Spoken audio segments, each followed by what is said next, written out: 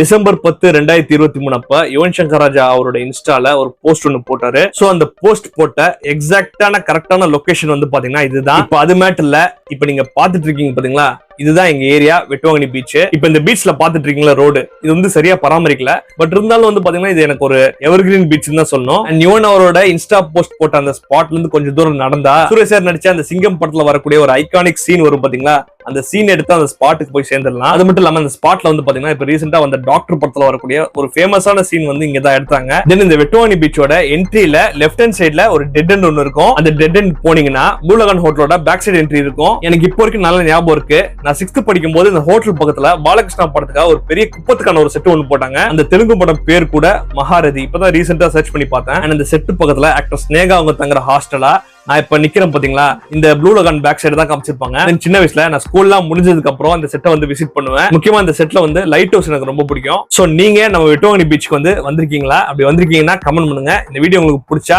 Like பண்ணிட்டு நம்ம பேஜை ஃபாலோ பண்ணுங்க.